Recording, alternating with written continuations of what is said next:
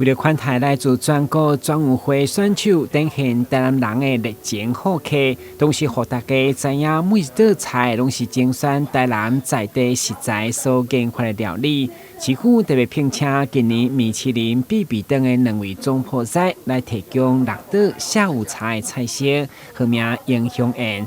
副市长叶泽山嘛到场到宣传，强调要让选手食卡搁食饱。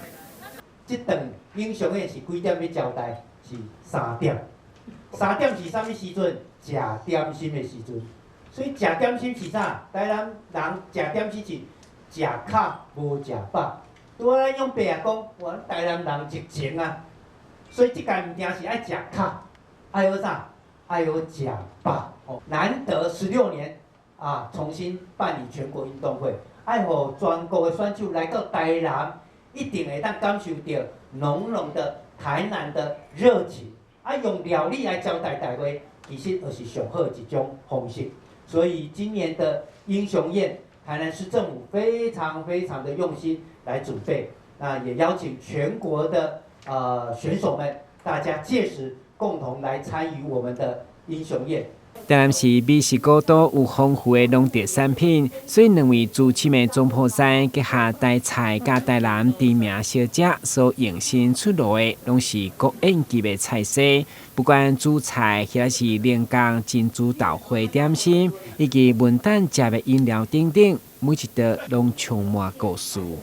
我甲这用切的，慢慢切，慢慢切，切了就融合，融合了用这个成八宝丸。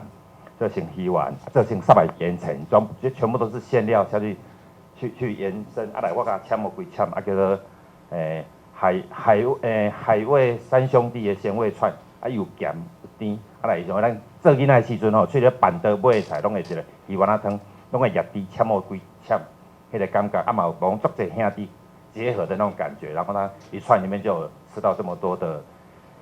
口味，其中一道上界珍贵的食材，这可能咱大家伫外口拢捌听过。恁敢相信讲咱官店的菱角会当做成珍珠？咱毋是干那用咱的迄个白豆花，染咱的二砂糖安尼尔，毋是干那安尼。咱阁有加上大家毋捌看过即个菱角珍珠，这是咱官店在地的食材。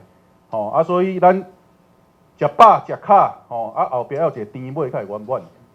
英雄宴不但是美食的宴会，嘛是对选手的努力致上深深的敬意。希望让选手满满的元气，嘛欢迎大家来台南旅游，拢来品尝台南在地特色小吃。